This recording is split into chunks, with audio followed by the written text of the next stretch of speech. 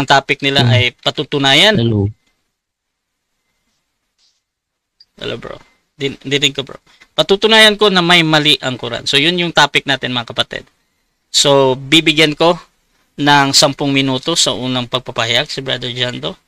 Kung meron siya presentation, he can prepare. Time start now bro, pag magsalita ka. Okay, magandang gabi po sa inyong lahat, mga puntos. At sa pagkakataong ito, matagal na po na binan po sa aming programa yung pagkipagtalakayan sa Muslim. Pero I hope sana si Brother Ahmad Omer ay hindi kasing aggressive ng mga nauna natin nakatalakayan dito. Okay? At sana ang talakayan ito is hanggang talakayan lang, hindi mapunta sa personalan, hindi mapunta sa kung ano-ano man lang mapupuntahan na hindi maganda, hindi spiritual. Manatili sana yung kapayapaan sa pagitan ng Katoliko at saka ng Islam. Okay? Actually, ang temang ito ay kagustuhan ito ni Domer. Siya yung mismo nag-ano sa akin, pumili sa akin. Sabi niya na patunayan ko raw na merong mali ang Quran. So sabihin, ilalabas ko lang yung mga sa tingin ko ay mali, no? At kukontrahin niya yung sinasabing mali. Okay? So, unang-una, kung babasahin po natin yung sa Genesis 2:7, ang sabi po sa aming Biblia ay ganito, no? Pagkatapos, ginawa ng Panginoong Yahweh ang tao mula sa alabok. Hiningahan niya sa ilong at nagkaroon ito ng buhay. Ayon sa katuruan namin sa Biblia, ang tao ay ginawa mula sa alabok ng lupa. Pero sa Quran, ang tao ay ginawa mula sa plastic clay. No? Ang batayan natin dyan, yung sinasabi sa Quran 37:11, ate ipakita yung yung ating screen natin dito sa natin sa Quran 37:11. Okay? Ito tayo sa Islam 101. Quran 37:11, ganito ang mababasa. Then ask them, O Muhammad, are they stronger as a creation, or those others whom we have created? Lo, we created them of plastic clay. Ayon po sa sinasabi dito sa Quran, salin ito ni Muhammad Marmaduke Pickthall, ang tao ay ginawa mula sa plastic clay. Yon. Pero sa Biblia, sa atin sa Biblia, ang tao ay ginawa mula sa alabok ng lupa. Mali yun. Mali na ang tao ay ginawa mula sa plastic clay. No? Doon sa ibang salin naman, nakalagay naman is sticky clay. Sa Sahih International yata yon. Sticky clay, dito naman kay Pickthall naman is gawa mula sa plastic clay. Kung alin man sa kanila ang nagsinungaling dito, it's either si Pickthall na nagsabi na plastic clay ginawa yung tao, o yung Sahih International na sinasabi na ang tao ginawa sa sticky clay, nasa kanila na yon. O pa siya doon dahil di naman natin aral yung kanilang Quran. No? Kaya yun ang mali. Dahil never talagang mangyari na ang tao ay gawa mula sa plastic. Di naman ako gumagawa ng kwento. Ito yung ating ginagamit. Ito ay salin ni Muhammad Marmaduke Pickthall sa 37:11. Ang tao ay gawa, we created them of plastic clay. Kung mali ang salin na yan, hindi ko yung problema. No? Ang sa akin lang, talagang mali na ang tao ay gawa sa clay. Ngayon, baka sabihin nila ngayon sa Quran kasi, wala namang nakalagay na plastic dyan. Nakalagay naman sa Quran ay clay. So, kung nagkamali si Pickthall dito, kailangan niyang aminin muna na nagkamali si Pickthall. Kasi yung mga Muslim, na hindi nakakabasa ng Arabic, natural, magre-rely yon sa mga translations. No? Sa mga translations ng Quran. Sabi nila, yan ay translation of the meaning. No? No, that's not translation of the meaning. Kasi ang clay, hindi kailanman magiging plastic. Ha? Hindi kailanman naging meaning ng clay ang plastic. Pag sinabi nila na yan ay translation of the meaning of the Noble Quran, ay hindi ako sangayon doon. Kasi hindi kailanman naging meaning ng clay ang plastic. Okay? So dito, talagang mali ang Quran dito. Na ang tao ay ginawa mula sa plastic clay.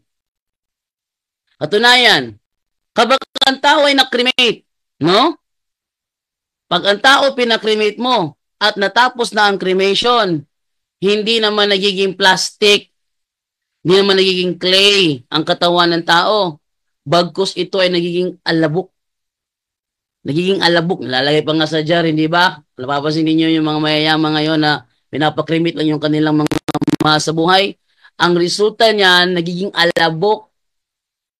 Hindi nagiging clay. At hindi rin nagiging plastic clay. Hindi. Kaya mali ang sinasabing yon doon sa Quran. Pangalawa, doon naman sa Quran 15:26, sasalin pa rin ni Muhammad Marmaduke Piktal. Ating tingnan sa 15:26. Sabi naman dito, verily, we created man of potter's clay of black mud altered. Ano daw? Ginawa. Teka, please wag magano, wag maging ingay yung hindi kasali.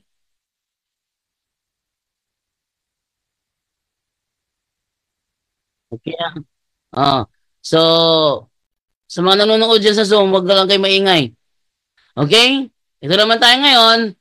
Ang sabi sa kanilang Quran, sa 15:26, ang tao ginawa mula sa potter's clay of black mud altered. Ano ba yung potter's clay of black mud altered? Ito yung literal na kahulugan yan. Sa literal na kahulugan, ito ay tumutukoy sa luwad. O, yung clay. Luwad na ginagamit ng mga magpapalayok, patter, na nagmula sa itim na putik, black mud, na nagbago o na-alter. Na-alter. Kaya nga may nakalagay black mud altered with D. Ito ay salin pa rin ni Muhammad Marmaduke Piktal, ang tao daw ginawa sa potter's clay of black mud altered. Tunayan, naging kontrahan yung dalawa. Bakit? Sa 37:11, ang tao ginawa mula sa plastic clay. Plastic clay. Sa 15:26, ang tao ginawa mula sa potter's clay of black mud altered. Kaya kung i-visualize nyo na lang, yung pinagkaiba ng plastic sa black mud altered, ang layo ng pagkakaiba. Kasi yung ginagawang ginagawang yung inuhugis ng mga potters, hindi gawa sa plastic clay yun. Yun ay gawa sa putik. Samantalang ang plastic clay ay plastic, no? Kung nakita na kayo kung paano maghulma, magpapalayok, yung hinuhulma niya doon daw ginawa ang tao. Mali yun. Bakit? Dahil kapag natuyo ang potter's clay of black mud altered, hindi naman ito natutulad sa katawan ng tao kapag na-cremate. Diba? Yung papalayok, gumawa ng vase gamit ang black mud altered. Pag yun natuyo, hindi siya katulad sa katawan ng tao pag na-cremate. So madaling salita, mali ang sinasabi ng Quran na ang tao daw ginawa mula sa potter's clay, black mud altered. Pero kakaiba itong sa Quran 1967. Kasi ayon dito, ang tao daw ay ginawa mula sa wala. Mali na naman yun. Unang-una, kinontra niyan 2 talata ng Quran. Sabi sa isa, ang tao ginawa sa plastic clay, tapos ang tao ginawa sa black mud, potter's clay, black mud altered, ito namang isa, ginawa mula sa wala. Magkakontra, magkakaiba, no? Alangan namang iba-ibang tao ito. Sa ating katuruan siguro, si Adam na siguro ang unang ginawa. No? Si Adam sa kanila. Ngayon, isang tanyag na atheist na si Charles Dawson ay pinagtawanan ng mga estudyante sa kanyang talumpati kung saan sinasabi niya na everything comes from nothing. Bakit pinagtawanan siya? Sa talatang ito ng Quran, ganun din ang sinasabi na ang tao daw ay ginawa mula sa wala. Gayong salungat ito sa dalawang sura na ginamit ko kanina. Okay. Okay, so dyan nagtatapos ang unang pahayag ng ating affirmative. Brother John Doe ng Roman Catholic Church. At dito tayo mga kapatid sa ating unang pagtatanong ng negative sa affirmative. Brother Ahmad, 7 minutes para sa iyo bro. Your time start now. Okay, so unang tanong ko dyan, Do. Sinabi mong mali yung pahayag ng Quran. Masusuportahan mo ba? Okay? Masusuportahan mo ba ng scholar? Meron ka bang scholar na maibibigay na nagsasabing itong kapahayagan ng Quran, specifically, dun sa mga binanggit mong talata, ay mali? Meron ka bang maipapakita o wala? Categorical, Mr. Moderator. Okay. Wala akong may papakitang scholar dahil talagang malaki ang pinagkaiba ng tao ginawa sa plastic clay. Dahil never talagang mangyari na ang tao ay gawin ng Diyos mula sa plastic clay. Next question. Okay, next question. Kung wala kang maipapakitang scholar, nangangahulugan na yung pagsabi mo ng mali ay sarili mong pantaha o sarili mong pagkaunawa? Inaamin mo ba o hindi? Hindi ko inaamin. Dahil wala pa akong nakitang tao nang i-cremate naging plastic. Next question. Okay, next question. Ginamit mo yung Genesis para ikumpara sa Quran. Meron ka bang scientific backup or scientific study na yung tao na pagkakagawa sa alabok ay talagang scientific? Meron o wala? Okay, wala akong may pakitang scholar. Pero nakikita naman ng ating mga pisikal na mata na kapag ang tao ay na-cremate, talagang nagiging alabok, hindi nagiging plastic. Kaya mali ang sinasabi ng Quran na ang tao ay gawa mula sa plastic clay. Next question. So, ibig sabihin, wala ka ring patunay na totoo, wala ka ring patunay mula sa mga scholar, mula sa mga scientists, scientific proof na ang sinasabi sa Biblia na ang tao ay gawa sa dust. Inaamin mo ba na wala kang patunay mula sa scientific na ang tao ay gawa sa alabok? Meron akong patunay. At ang patunay ko, yung mismong nakikita natin pagkatapos i-cremate ang tao. Mr. Moderator, objection. Anong objection natin negative?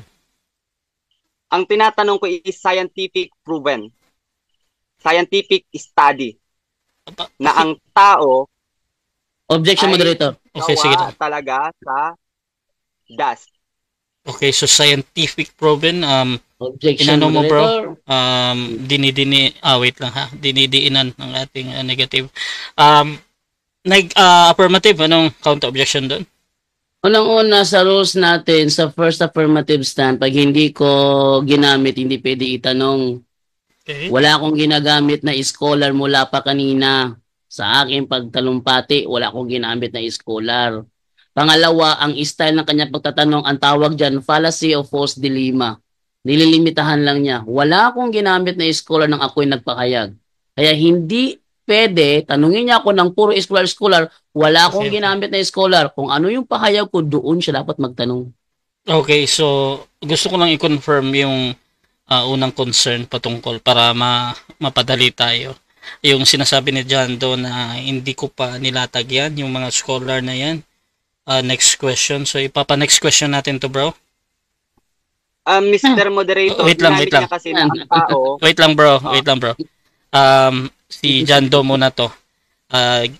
Gusto ko lang i-confirm kung ginagamit ba ni John do yung karapatan niya dito sa Gagamitin ko. Okay. So, bro Ahmad, ganito bro, either nagsasabi ng totoo si Brother Jando or hindi na nilatag niya yan. Basta sinabi niya hindi niya nilatag. Sa moderator, automatic next question yan ayon sa ating rules. So, proceed ka bro. Time Okay. resume bro.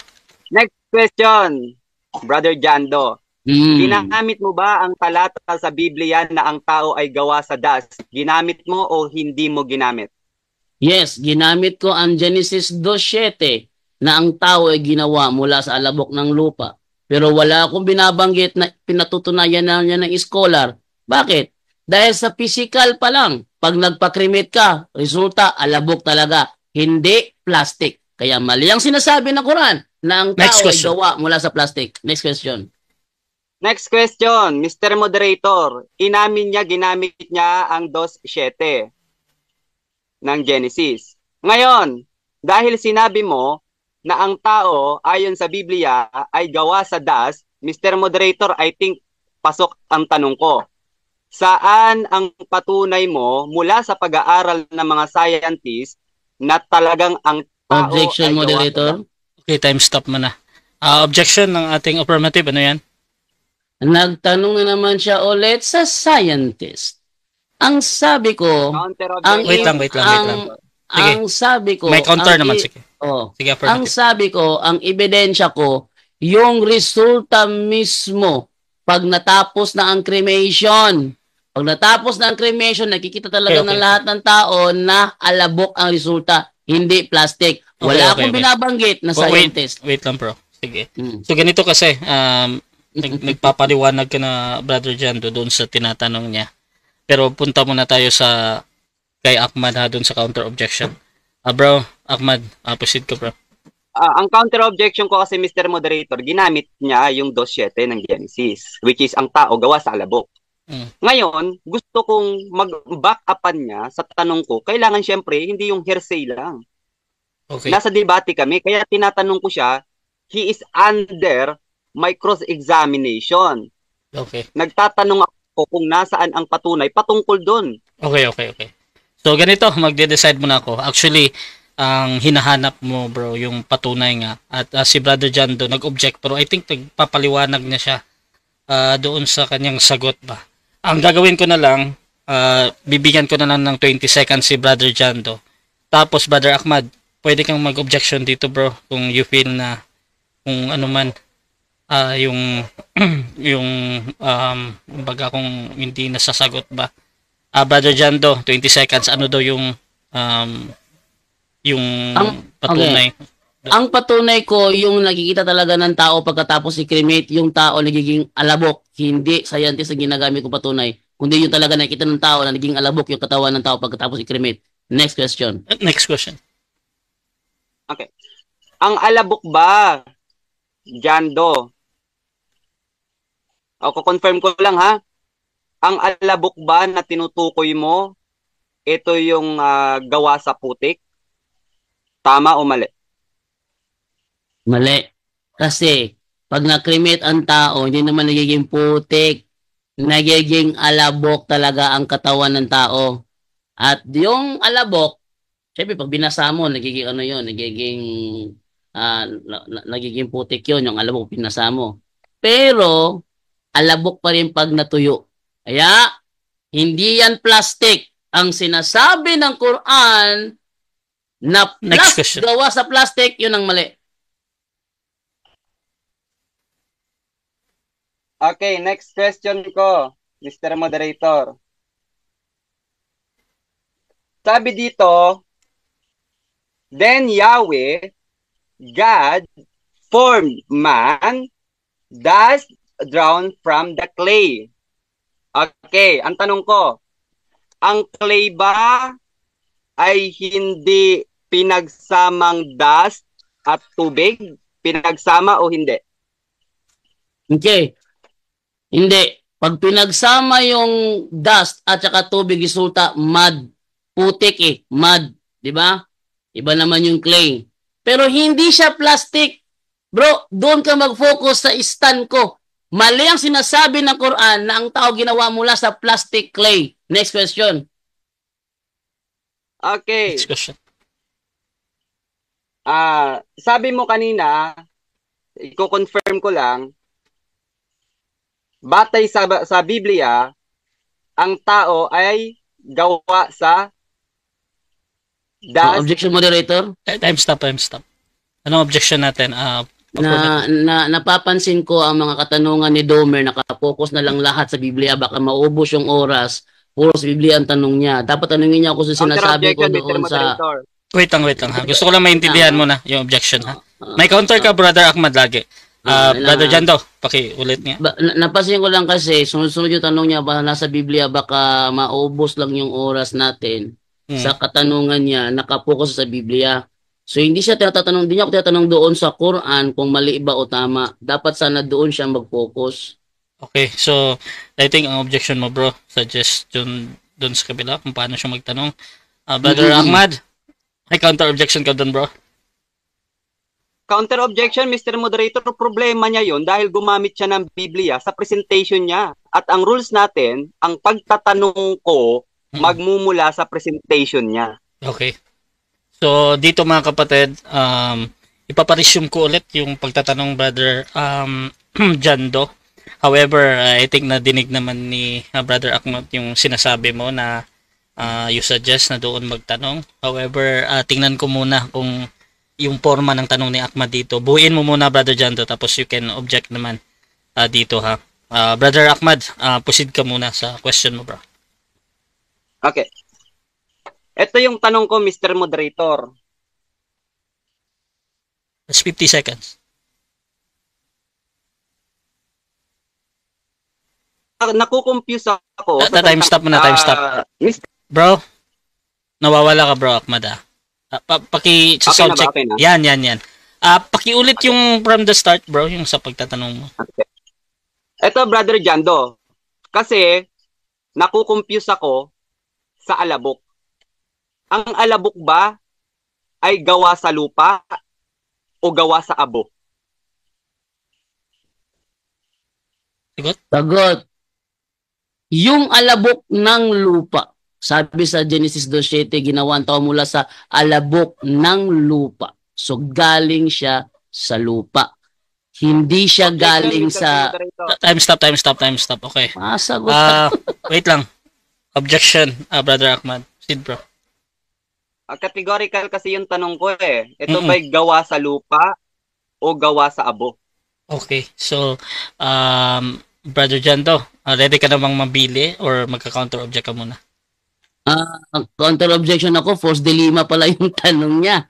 Palasyo false dilemma. Pareho lang yung Brother Russia kasi alabok ng lupa ang sinasabi sa Genesis. Alabok ng lupa.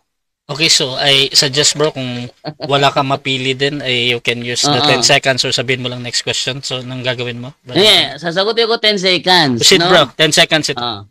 Ang sabi kasi, ang tao gawa mula sa alabok ng lupa. No? Alabok ng lupa. Kaya siya, the same lang, alabok ng lupa. Hindi siya gawa sa plastic clay. Next question. Okay, next question. Sabi ni Jando... Time. 7 minutes time. Okay, so dyan nagtatapos mga kapatid ang ating 7 minutes na first cross ng ating negative. At syempre dako tayo sa kanyang presentation. Pero bago yan, shoutout muna sa ating mga nasa live mga kapatid. At syempre nandyan si Dawood Islam, debater din to.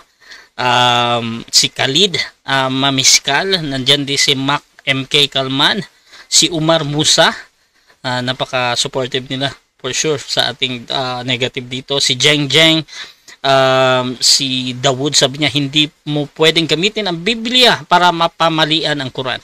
Sabi naman ni Mac MK Kalman, ano kaya yung source niya na sa plastic clay ginawa ang tao? Shoutout din kay Geng Geng o Jing Jing. Hala, baka toy lang yun ang ginawa sa kanila. Or doll or mannequin. Shoutout din kay Umar Musa. Saan yata niya napag-alaman na ginawa ang tao sa plastic? Jason Gulong. Decomposition iyan ay scientific approach na kapag namatay yung tao ay nagiging alabo. Shoutout din kay Christine Everley. Kasan gumising, manood ka. Ayan. Shoutout din kay T-George. Hahaha, plastic talaga yung tao. Paano yun? Shoutout din kay Amy Alfonso. Dito din kay Maria Cecilia. Gawa pala sa plastic ang mga Muslim. Sabi ni Zakasi Adul Amer, anong Quran yan na plastic ang mababasa natin? At shoutout din kay Ismael Dungon, kay Gladwin Ladaw. Ang topic, ang pagtuunan at pag-usapan. Emmy Alfonso, syempre, mahal na mahal ko yan, Sister Emmy. So mga kapatid, dako tayo sa ating negative naman. Brother Ahmad, 10 minutes bro. First presentation, your time start now.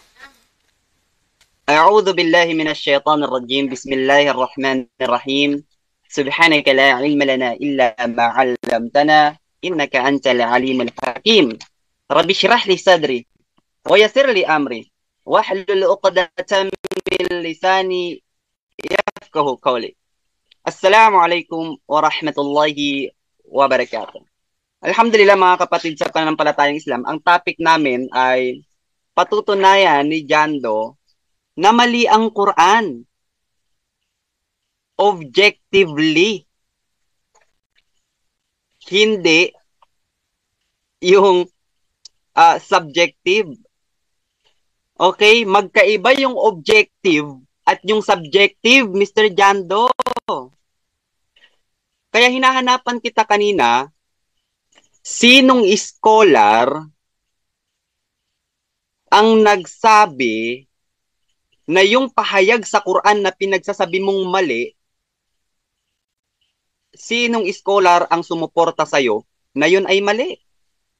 Bakit? Kasi subjective yan. Sa'yo lang yan dahil wala kang nga naipakita. Pananaw mo lang na mali. Tinatanong kita kanina, meron ka bang mababasa na pinatunayan na ang tao ay gawa sa alabok? Wala ka ring maipakita. Pinagbabatayan mo lang din yung sarili mong tinitignan. Alam nyo, sabi niya, ni Jando, tingnan nyo kung paano niya baluktutin yung mga talata sa Biblia. Sabi ni Jando, alabok ng lupa. Teka lang, Jando. Sa Genesis chapter 2, verse 7, wala tayong mababasang alabok ng lupa. Ito ang sabi dito, nilikha ng Diyos ang tao mula sa alabok ng lupa ba? Hindi. Walang karugtong dito na alabok ng lupa, Mr. Jando. Ewan ko lang kung paano mo binabaluktot, pinagtatagpi-tagpi, yung mga talata. Ang sabi dito, nilikha ng Diyos ang tao mula sa alabok, hiningahan sa ilong, at nagkaroon ng buhay. Nasaan doon ang salitang lupa? Nasaan doon ang salitang lupa? Wala. Ngayon, gigibain natin itong binigay ni John na talata ng Quran na pinagkukontra-kontra niya. Kontrahan daw. Ay, teka lang. Wala naman tayong mababasang plastic clay doon, Mr. Jando. Basahin natin sa Arabic kasi pinagkontra-kontra niya. Sabi dito, fastaftihim ahum asyaddu khalqan amman khalqana inna khalaqnahum min tin. Kayo, sabi ng Allah, yung tao, katotohanan ay linikha kayo mula sa tin. Ano ba yung tin? Clay. Ngayon, kung gagamitin mong batayan ang Biblia para sabihing mali ang Quran, yung salitang clay dito, binanggit din. Sa Genesis chapter 2, verse 7, okay, ang sabi dito, then Yahweh, God formed man thus drawn from the clay. Ang ibig pong sabihin ng plain, okay, Sa 37 verse 11, ang ginamit doon, plain. At paunahan ko na kayo, mali ang sinasabi ni Jando na yung mga Muslim na hindi nakakabasa ng Arabic ay Yun ay gawa sa... nagre-rely daw sa translation. No, no, no, no. Dahil ang mga Muslim na hindi nakakaintindi, hindi nakakabasa ng Arabic, nagre-rely sa tafsir. Magkaiba Jando, ang tarjum'a, ipapaliwanag ko sa iyo ha, yung ginamit ni Jando kanina ay tarjum'a at hindi tafsir. Ang tafsir, ito yung pagpapaliwanag ng Quran, Mr. Jando. Ha? Sa tafsir at maging sa Quran, hindi na natin gamitin ng tafsir. Mismong sa Quran na Arabic. Okay. Ang binanggit sa mismong Quran ay plain. Plain. Ibig sabihin ay ito yung clay, no? Ito yung clay. Ngayon, sabi niya kanina dito sa chapter 15 verse 26 ay ano daw, black?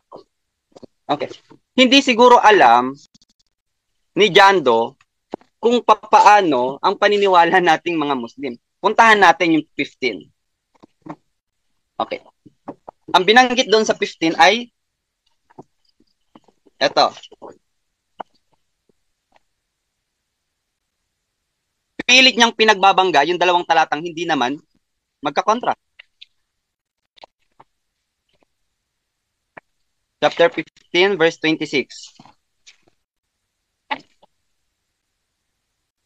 Okay. Ang sabi dito, okay, wala kada khalaqanal insana min salsalin min hamaim masnun.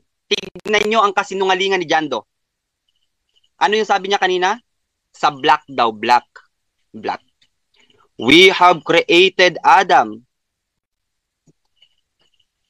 the progenitor of mankind, from dry clay. Ayun. Hindi sila nagkakasalungatan. Ha? Doon sa una, sa chapter 37, verse 11, linikha ang tao mula sa plain, sa clay. Dito, ganun din, Mr. Jando. Ha? Pilit mong pinagbabangga yung dalawang talata na magkakontra, na hindi magkakontra, pilit mong pinagkukontra. Ngayon, tatanungin tayo ni Jando. Sino ba yung nagsasabi doon ng totoo sa dalawa?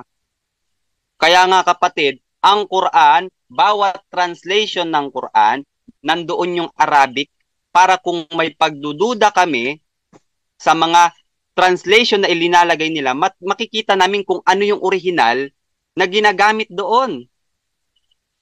Ang sabi ng Allah subhanahu wa ta'ala sa Quran, okay, ang sabi ng Allah subhanahu wa ta'ala sa Quran, afala yatadabbaruna al-Quran, Jando. Hindi mo ba isinasaalang-alang ang Quran? Walau kana min indi ghairillah, kung hindi ito galing kay Allah, walajadu fihi ikhtilafan katira, ay makakatagpo kayo rito ng napakaraming kamalian. Jando, yung binibigay mong kamalian, sarili mo lang sa pantaha.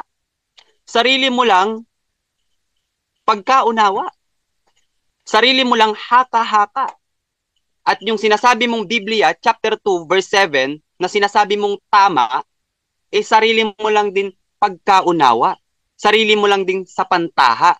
Meaning to say, hindi ka objective. Subjective yung presentation mo. Sa'yo lang yon at hindi para sa lahat. Ha? Sa'yo lang yun, Jando. Sa paniniwala mo lang yun. Hindi yun sa paniniwala ng pangkalahatan. Kaya, pakitaan mo ako ng isang argumento objectively na ang Quran ay mali. Bakit? Ang Quran ay hindi kagaya ng Biblia, Jando. Ha? Ang Quran ay hindi kagaya ng Biblia. Ang Biblia nyo at kahit kayo, aminado kayo, na meron itong, scribal error. Ha? Sa katotohanan, meron tayo dito mga mababasa. Okay? Napakarami nating mababasa rito sa mga talata ng Biblia ninyo na kayo mismo, inamin ninyo na may mga talata kayong isiningit dito na hindi naman talaga original na matatagpuan dito. Ha? O, kagaya nito. O, sabi dito, ito, Biblia nyo ito ha, CCB, Jando. Ito yung ginamit ko nung kay Junre at sinuportahan mo.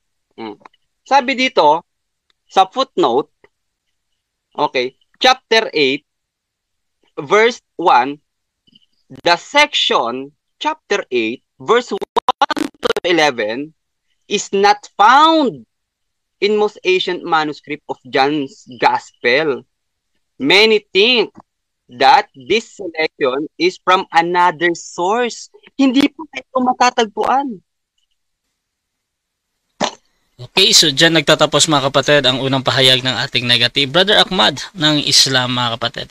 So dako tayo sa unang pagtatanong ng ating affirmative. Brother Jando ng Roman Catholic Church, 7 minutes para sa iyo. Your time start now.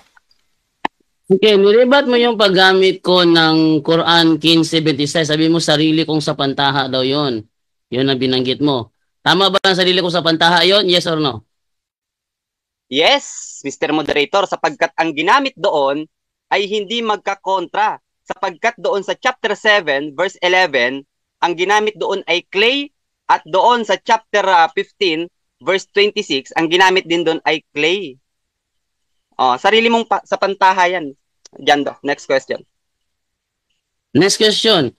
Dito sa ginamit kong salin ni Muhammad Marmaduke Piktal, sangayon ka ba sa 15:26 na mabasa natin na Potter's Clay of Black Mud Altered o tutol ka?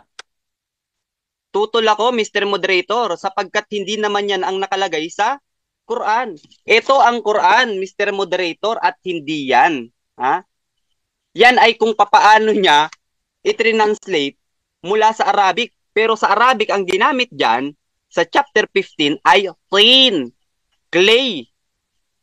Paano mo ipapaliwanag yan? Hindi mo naman, hindi ka nga Next question. ng Arabic. Next question, bro. Objection. Time stop. Okay, objection. Objection muna, bro. Ito yung sinasabi ko dati, mag-object muna ako, moderator, okay lang ba? Proceed lang. Kasi dati, before ko kinagat itong tema na ito, sinabi ko sa kanya, baka hanapan mo ako palagi ng Arabic. Kasi hindi kami nakakabasa ng Arabic. Ito na nangyari ngayon, puro na siya Arabic ngayon. Ang akin lang dito, moderator, may ginagamit ako. So, wag niya akong paanohin na hindi to Quran to ginagamit ko, dito comics, Quran to ginagamit ko. Okay. So, counter objection, I think, Mr. Moderator. Yes, bro. Wait lang, bro. So, I think nag-object ka doon sa line doon sa pag kanina, no? Brother Ahmad, proceed ko, bro. Counter objection. Ang counter objection ko, yung sinabi niyang pinag-usapan namin, hindi ka pababasahin ng Arabic. Sabi ko, oo, hindi kita pababasahin ng Arabic kasi hindi ka naman marunong magbasa ng Arabic. Pangalawa, yung source na ginagamit niya, hindi yan Quran, tarjum'a yan. Magkaiba ang Quran at tarjum'a. Okay, so kaya dapat bago mo kinagat okay na, pinag-aralan mo ang pagkakaiba ng dalawa. Okay na. Ganito, kasi medyo nagpapaliwanag kayo during dito sa cross-examination. Gusto ko lang dito, ibalik natin sa question and answer, bro. Punta tayo kay Brother Jando muna. Proceed ka muna, bro. Okay. So, ulitin ko tanong ko ha. Sangayon ka ba na ang mababasa dito sa salin ni Muhammad Marmaduke Piktal, ang tao ay gawa mula sa Potter's Clay of Black Mud Altered? Sangayon ka ba na yan ang mababasa dito o tutol ka na yan ang mababasa dito? Tutol ako, Mr. Moderator, dahil hindi naman Quran ang binabasa niya. Yan ay tarjum'a. Magkaiba ang tarjum'a sa Quran. Ha? Dapat pinag-aralan mo yan. Ang tarjum'a, ito'y kung papaano ito inintindi ng nagsalin. Samantalang ang Quran ay kung papaano ito ibinigay ni Allah. At ang Next question. Dahil tumutol ka na ang mababasa sa 15:26 ng Quran sa ginamit kong Muhammad Marmaduke Piktal ay hindi Black Mud Altered, ano ang nakasulat dito sa salin ni Muhammad Marmaduke Piktal sa Quran 15:26? plastic clay nga ang nakasulat dyan. Pero Objection. tutol nga ako dyan. Time stop. Okay, Ang anong objection natin? tanong ko 1526.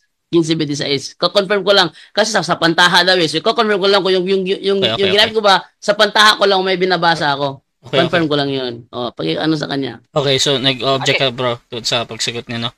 Brother Ahmad, Okay, so meron kang counter objection or sagot ako, Mr. Moderator. okay, so ano mo muna natin bro, ipabalik natin yung tanong bro. Naka-time stop naman to, tapos mag-on lang kay Ahmad para ma-clear lang ulit. Brother Jando, pakiulit nga yung tanong mo bro. Dahil tumutol ka na ang mababasa sa salin ni Muhammad Marmaduke Pickthall ay Potter's Clay of Black Mud Altered. Ano ang nakasulat sa salin ni Marmaduke Pickthall kung ito ay hindi Potter's Clay of Black Mud Altered? Ano, proceed. Okay. Yung binabanggit niya doon sa chapter 15 verse 26 at saka doon sa 37 verse 11, ang ginamit doon, Mr. Moderator, ay parehas clay sa Arabic o plain. Hindi kontrahan niya, Mr. Moderator, pinagkokontra niya lang. Next question. Next question. Objection. Okay. Proceed sa objection mo na ha. Hindi sinasagot ang tanong ko. Ang sabi niya kasi tutol siya na sa salin ni Muhammad Marmaduke Pickthall sa 1526. Ang mababasa dyan ay ang tao gawa sa Potter's Clay of Black Mud Altered. Tutol siya na yan daw. Tutol siya na yan daw mababasa dyan. Ano ang mababasa sa 1526 ng salin ni Muhammad Marmaduke Pickthall kung hindi Potter's Clay of Black Mud Altered? Ano mababasa dyan? Okay, so again, inulit mo yung tanong mo bro. Mr. Moderator. Yes, wait lang bro ha. Gusto ko lang ipaintindi. Yung objection ni Brother Jando, nag-object ka. Nag-object siya dahil sa pagsagot mo kung paano ka sumagot dito ha. Brother Ahmad, proceed ka sa counter objection daw. Nagtatanong siya kung tutol daw ako sa salin ng kanyang ipinapakita na black clay. Kung tutol daw ako, ano daw ang salin doon? Binasa niya na yung salin doon sa talatang binigay niya. Ang tinututulan ko, hindi yun ang nakalagay sa Quran kasi yan ay tarjuma. Ang ginagamit niya ay tarjuma at hindi po Quran. Okay. At sa Quran, hindi yan ang nakalagay. Okay. question. Okay, so ganito mga kapatid ha. Brother Jando, yung pagsagot niya bro, again, hindi ako judge dito kung that is tama or mali. However, tinatanggap ko yun as a valid answer bro. So, nasa audience naman yan kung titimbangin kung talagang nakasagot o hindi, no? So, proceed ka muna, Brother Jando, sa next question bro. Yeah. Next question, tanong ko sa kanya. Sabi niya kasi sa pantaha ko lang. So, ulitin ko, kung tutol ka na ang mababasa sa salin ni Pickthall ay Potter's Clay of Black Mud Altered, ano ang nakasulat sa salin niya kung hindi ito Potter's Clay of Black Mud Altered? Okay, ito, sagot ko, Mr. Moderator. Yung sinasabi kong sa pantaha niya na mali yung nakasulat o mali o salungatan yung nasa Quran, yun ang sa pantaha niya. Yung salin na ginamit niya, yes, nabasa niya dyan. At dahil nabasa niya yan, ang sabi niya, mali daw. Sa pantaha niya yun. Sarili niyang opinion yun. O, next question. Next question. Okay, sarili kong opinion at mali ako doon, sabi mo. Tanong, uulitin ko, itong sinasabi ni Muhammad Marmaduke Pickthall na ang tao ay gawa sa Potter's Clay of Black Mud Altered, tama ba ito sinabi niya o mali? Okay. Kanina ko pa sinasagot, Mr. Moderator. Objection, Okay, Moderator. Time stop. Okay. Objection natin, affirmative. Nahin natin yan ha. Categorical ang aking tanong. At ito ay for clarification lang sa sinasabi niya sa pantaha lang daw ako. So, categorical ang tanong ko, Moderator. Pakisagot niya yung categorical bago siya mag-explain. Counter objection, Mr. Moderator. Dito bro, yung sa tama or mali ha. Brother Ahmad, counter objection mo bro. Kanina ko pa yan sinagot, Mr. Moderator. Pang-apat niya na tanong yan. Na ganyan pa rin ang tanong niya. I think it is a circular argument. Kanina ko pa sinasagot yan. Okay. So, ganito bro. Sa rules ko kasi, wala pa tayong rules doon sa paulit-ulit ng tanong ba, kasi usually ginagamit din yan ng debater as a technique kung ano man yung gusto nila. However, dito tinatanggap ko yan as a valid question, yung tama or mali. Kung hindi ka makapili bro, mag-explain ka kung ano mang dahilan, pwede 10 seconds. At sasagot ako, Mr. Moderator. sige, bro. So ano mo nang pinipili mo, bro? Tama ba Sasagot daw? ako, pakiulit ng tanong. Okay, pakiulit mo na yung tanong. Okay, ulitin ko ang tanong ko. Time stop to. Itong sinasabi sa Quran 15:26, salin ni Muhammad Marmaduke Piktal, na ang tao ay gawa sa potter's clay of black mud altered. Tama ba ito o mali? Tama or mali? Okay. Mali po, Mr. Moderator. Okay? Sapagkat ang ginamit sa Quran, hindi sa tarjuma na ginagamit niya. Tarjuma yung ginagamit niya, hindi Quran. Ang topic namin Quran. Okay. Ang ginamit sa Quran ay tin, clay. Next question. Next question. Okay, next question. Dito naman tayo ngayon sa 37:11. Ayon dito kay Piktal, ang tao gawa sa plastic clay. Tama ba ito o mali? Okay, ulitin ko, mali, Mr. Moderator. Proceed. Sapagkat sa Quran, wala tayong mababasang plastic clay. Ano bang Arabic ng plastic clay? Ang binanggit sa Quran, dyan sa 37 verse 11, tin, clay. Next question. Next question. Next question. Tinutulang yung sagot ko kanina na kapag krinimate ang tao, nagiging alabok ng lupa. Sabi mo, walang mababasa sa Biblia alabok ng lupa. Tama ba yung sinabi mo o mali? Tama, Mr. Moderator. Dahil dito sa salin ng Biblia nila, wala tayong mababasang alabok ng lupa sa talatang ibinigay niya. Sabi niya kanina, ang binanggit sa chapter 2, verse 7, ay alabok ng lupa. Wala po, Mr. Moderator. Next question. Next question. Next question. Sa Genesis 2:7 ng ang dating Biblia 1905, sang-ayon ka ba na mababasa dito alabok ng lupa o tutol ka na naman ulit? Tutol din ako, Mr. Moderator, sapagkat ang hawak ko ring Biblia din ha. Tingnan mo ha. Biblia niya, hawak niya Biblia. Hawak ko rin Biblia. Biblia din nila. Walang nakalagay dito na alabok ng lupa o saan ang totoo, yung Biblia ang hawak mo o itong Biblia ang hawak ko. Next question. Next question. Next question. That's 1 minute. Kung hindi alabok ng lupa ang mababasa sa Genesis 2:7 ng ang dating Biblia, ano ang mababasa? Ay problema mo yan kung ano ang mababasa. Objection, moderator. Pagkat dyan sa talata mo, Objection. counter-objection. Objection. Kaya natin ang objection bro ha. Proceed. Ang objection ko, ang sagot niya, hindi responsive sa aking tanong. Sabi niya kasi tutol siya na sa ang dating Biblia, ang mababasa alabok ng lupa. At dahil tutol siya na alabok ng lupa mababasa dito, ano ba ang nakalagay sa Genesis 2:7 ng ang dating Biblia kung hindi alabok ng lupa? Okay, so ang objection mo Okay. bro, doon sa Sasagot unang ako, Mr. pagsagot. Moderator. Okay, so ito, sasagot naman si Brother Ahmad, kaya ipapatuloy ko lang to 20 seconds. Bro, ano daw yung nakasulat? Proceed bro. Okay. Sa Biblia yung binasa niya, mababasa yung alabok ng lupa. Pero dito sa Biblia niya rin, Biblia din nila, Biblia nyo rin, ang nakasulat dito, alabok, walang alabok ng lupa. So saan ba talaga ang totoo dyan? Yung Biblia ang hawak mo o itong Biblia nyo rin? Next question.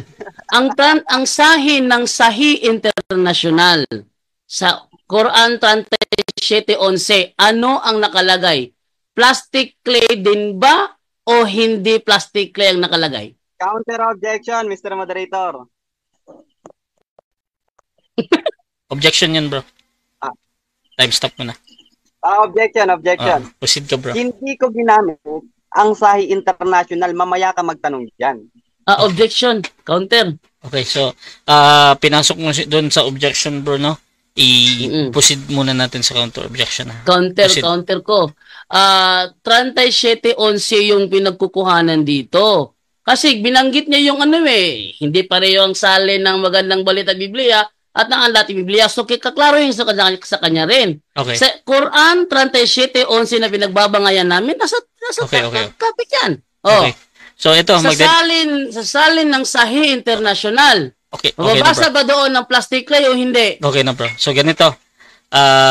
Actually, babalik ko to kay Ahmad kasi meron siyang sinabi dito na hindi ko pa nilatag yan.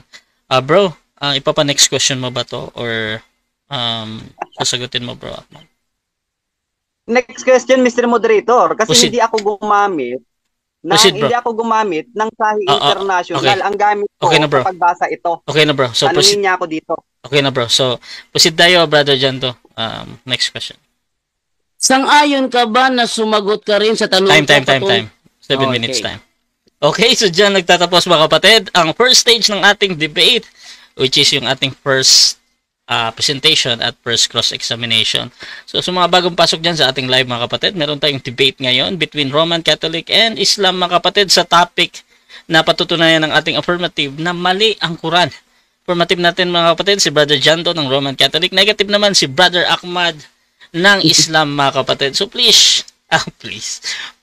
mga kapatid, share yung ating live streaming ngayon kung gusto nyo yung mga ganitong usapan. So syempre shoutout tayo kay yung aking co-moderator na din, Marcel Moncada mga kapatid, debater ng JW, shoutout sa iyo. Aladin Gregorio ng Baptist, sa malaking shoutout sa inyo. Dawood Islam, shoutout sa kanya, sabi niya hindi Quran ang gamit ni Jando. Shoutout din kay Aladin Gregorio, watching daw siya. Kay Mac MK Kalman, Quran 15:26-27, translated by Muhammad. Macdot Pitkal, translation, and indeed we created man from sounding clay. Pahayag ni Muhammad, Marmuduki Piktal ay sounding clay. Shoutout din kay Zach Amir, anong Quran gamit ni Jando? Question mark. Shoutout din kay Lovinel Soto, wala na nagka-eto na si Ahmad.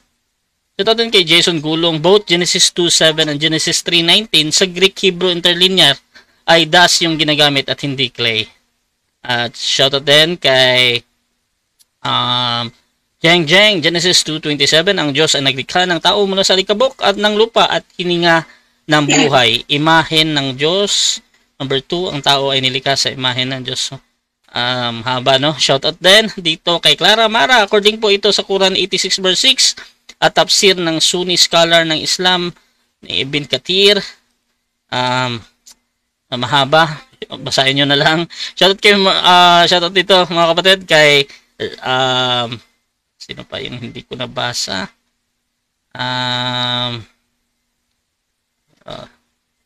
Atijo Aniber, wala na, nauutal na si Muslim. Dawood Islam, hindi Quran ang gamit ni Janto. So ito po. Mga kapatid, tuloy-tuloy lang tayo dito at dito tayo sa rebuttal. 10 minutes, Brother Jando. Your time start now, bro. Okay, thank you. So, kinukunta ko yung ano niya kasi sabi niya kasi walang mababasa daw sa Bible alabok ng lupa. Ayan no, ang dating Biblia at nilalang ng Panginoong Diyos ang tao sa alabok ng lupa. At kung titingnan natin yan sa sa Hebrew talaga niya, nakalagay diyan apar. Ayo, apar. O ano yung apar?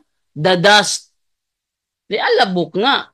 Hanapin ka pa ng scientific ng ebidensya. Nasa harapan mo na nga nangyayari na eh. O, pangalawa. Ito ngayon si Marmaduke Piktal na ginamit kong salin. Sino ba si Muhammad Marmaduke Piktal? Muhammad Marmaduke Piktal, born Marmaduke William Piktal, was an English Islamic scholar, noted for his 1930 English translation of the Quran, called The Meaning of the Glorious Quran. Oh. Wait lang. Sino to? Uy, wait lang muna. Sino yan nagsasalit? Ano dyan? Ricardo. Okay, ano yung microphone? Wait lang. Time pause muna, bro. Kami na. Time pause muna. Ano ba naman to, Ricardo Lodivice? Okay, tingnan ako ha. Ito ngayon, si Muhammad Marmaduke Piktal, ito ay Islamic scholar. Yung salin niya, ang binabasa ko, scholar to ng Islam. Kung mali itong scholar ninyo, eh, di ko na problema yun. Pero at least, inamin niya na mali talaga ang sinabi ni Pictal. At yung salin ni Pictal, yun ay salin niya doon galing sa Quran na Arabic. Islamic scholar to, nakakaunawa ng Arabic to eh. O, ayun ang salin niya. So, hindi ko problema yun. Pangalawa, ngayon, dito na ako niya aanuin sa Arabic ngayon. O, sa Arabic na tayo kasi alam niya kasi na tayo mga Katoliko dito nag-aaral ng Arabic. Eh, sabi ko sa kanya, dapat niyang hamunto si Christian Prince para sa full lahat talaga yung mga argumento niya. Pangalawa, ano pa, wala siyang ano ha, hindi niya, kontra siya ng kontra. Pagpapabasa ko sa kanya, hindi naman niya mababasa. Ito na ngayon, Quran 4:157 naman tayo. Okay. Sabi dito sa Quran, sinabi ng mga Hudyo na napatay daw nila ang Mesiyas, no? Dito sa talatang ito ng Quran ay sinasabi ng mga Hudyo na si Jesus daw ay Mesiyas para sa kanila. Mali yun. Bakit? Hindi kailanman kinikilala ng mga Hudyo na kalaban ni Jesus na siya ay Mesiyas. Na katunayan, sinasalungat nila si Jesus dyan. Kung meron kayong kakilalang membro ng Judaism, ipagtanong ninyo, talagang tutol na tutol sila na si Jesus ay Messiah. Oh, tutol sila doon. Kaya sinasabi sa Quran nila na tinatawag nila si Jesus na Messiah, mali yun. Bakit? Ayon sa Insights from God's Word by Emmanuel Maluneda, sa page 72, ang sabi niya rito, the Jewish people were looking for a mighty king to come as the Messiah, to deliver them from Roman bondage.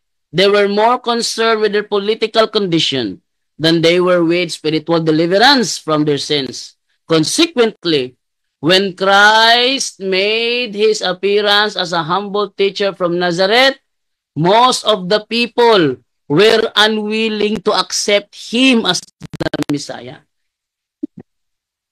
So, hindi nila matanggap si Jesus na Messiah. Tapos sasabihin ng kanilang Quran na tinatawag nila si Jesus na Messiah, mali yun. Mali yun. Bakit? Hindi kailanman tatawaging Messiah ng mga kalaban ni Jesus si Jesus. Patunayan, para sa kanila, blasphemer yun. Wala nga time tsaka na. Nilalamunan ko. Ngayon, kung ating titingnan ito sa isang aklat, Love One Another ni Rabbi Israel Zole. Ito ay isang Judaism. Sabi niya dito, ayan, ito sabi niya, in his religion class, in the Jewish community, he was told Jesus was a blasphemer. Since being a man, he considered himself God. That is why he had been condemned to death on the cross. So, dito, hindi nila matanggap na si Jesus ang Messiah. Tapos sasabihin nila na Messiah si Jesus. Mali yun. Mali yun na sinasabi ng Quran. Okay. Ngayon, dito naman tayo ngayon sa meron kasi ako na Muslim nung nag-live ako, to the point. Nagtanong siya patungkol sa Marcos 15:32. Nagtanong siya doon. Sabi niya, yung tinawag daw na Messiah o Kristo si Jesus, yun daw ay isang pangungutya. Pangungutya. Tama naman ang isang pangungutya. Pero yung sinasabi sa kanilang Quran, hindi pangungutya yun. Tinanong ko sa ChatGPT kung isa bang pangungutya ang pagtawag kay Jesus na Kristo sa Quran 4:157. Ang sagot ng ChatGPT ay ganito. Sa Quran 4, verse 157, binabanggit ang tungkol sa krusifikasyon ni Jesus, kilala bilang isa sa Islam. Ngunit ang paggamit ng titulong Kristo o Almasi sa Arabic ay hindi panunuya, kundi isang pagkilala sa Kanya bilang isang mahalagang propeta at hinirang ng Diyos. Yun. Tinawag siyang almasi, hindi yun panunuya sa Quran. Kaya yung sinasabi ng kanilang Quran na tinatawag nila si Jesus na Messiah, mali yun. Ha? Katunayan, meron ba silang binanggit doon na hindi napatay si Jesus? Mali din yun. Bakit? Nalala ko dati yung yung talakayan ni Muhammad Rodriguez sa ni sino yung isang viewers natin, yung kanyang apelyido Bayot, tinanong siya, Rico, di ba de Rico? Tinanong siya patungkol doon sa meron ka bang mababasa sa history na si Jesus ay hindi napatay? Kasi yung pinababatayan nyo, Quran lang. How about sa history? Meron ba sa history, mababasa ba ninyo na na ang na ang Jesus ay hindi napatay? Wala rin siyang prueba. Katunayan, kung babasahin natin yung mga komentary sa wait lang. Badala siya, time pause muna. Malikot yung chikiting ko rito eh. Okay. Okay, ngayon. Oo. Ala, wait lang. Wait lang muna bro. Labas ko muna to kasi lalabing na to. Sabihin na antok na to. Okay, ganyan. Ah? Wait lang ha. Wait lang muna. Okay. Ngayon kinuha ko yung sinasabi doon sa Isaiah 53:3 hanggang 8, may papatayin doon. Papatayin. Siyempre, si Propeta Isaiah yung humula noon. Pag hindi mangyayari yun, hindi matutupad na siya ay propeta. Siya lilitaw na isang bulaang propeta. Kaya nga doon sa Gawa 8:31 hanggang 35, pinaliwanag ni Felipe doon sa nakasakay sa karwahe na yun ay patungkol kay Jesus. No?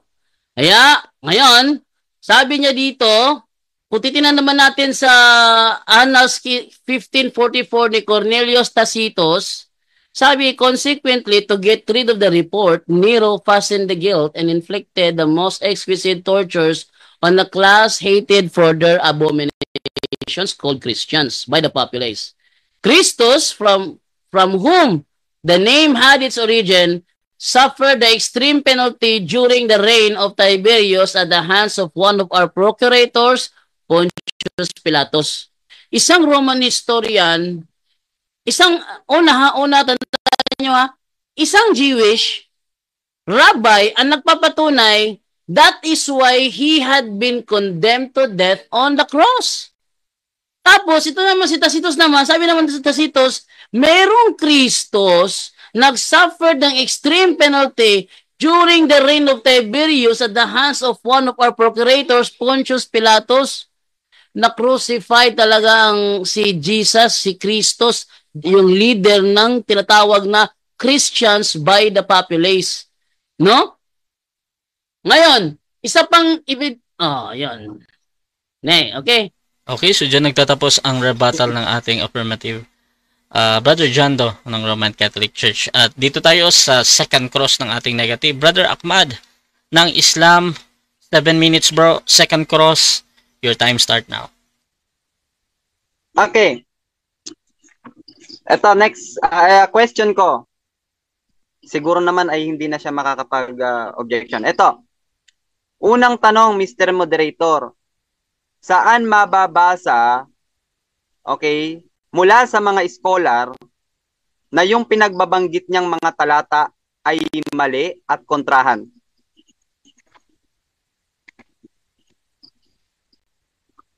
Okay.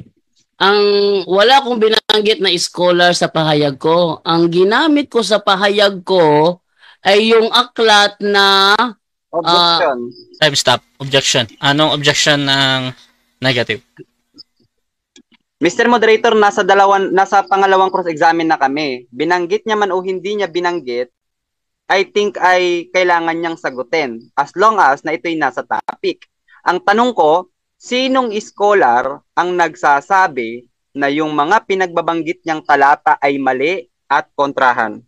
Okay. Okay. Meron bang counter objection? Or ready nang sabihin? Okay. Ang scholar na ginamit ko kanina ay si Emmanuel Proceed. Maluneda. Okay ha? Ang scholar na ginamit ko kanina ay si Emmanuel Maluneda sa kanyang aklat Insights from God's Word. Page 72, sabi niya, when Christ made his appearance as a humble teacher from Nazareth, most of the people were unwilling to accept him as the Messiah. So mali ang sinasabi sa Quran na kinilala siyang Messiah. Next Sa question. 4:157. Next question. Okay, next question. Yun bang tinutukoy niya doon ay binanggit niya doon na yung kanyang sulat ay para sa Quran? Yes or no? No, wala siyang binanggit. Ang sabi lang niya ng Bible scholar na si Emmanuel Maluneda, nang si Kristo ay nagpakilala as a humble teacher, never siyang inaccept na Messiah. Katunayan, ang mga Hudyo sa Israel, hindi talaga siya matanggap na siya ay Messiah. Next question. Okay, next question. Pinatutunayan mo ba na mali ang Quran? Batay sa iyong sariling pagkaunawa o batay sa sinabi ng mga scholar? Okay. Batay sa sinasabi ng scholar na mali talaga ang Quran dahil never talaga tinatanggap ng mga Judaism, ng mga Israelitang kalaban ni Jesus na siya ay Messiah. Katunayan, last week may nakadebate kaming House of Israel, tutol siya na Messiah si Jesus. Next question. Okay. Sabi niya, ginagamit niyang mga scholar para patunayan na ang Quran ay mali. Ngayon, ang tanong ko, punta tayo dito sa chapter 37 verse 11.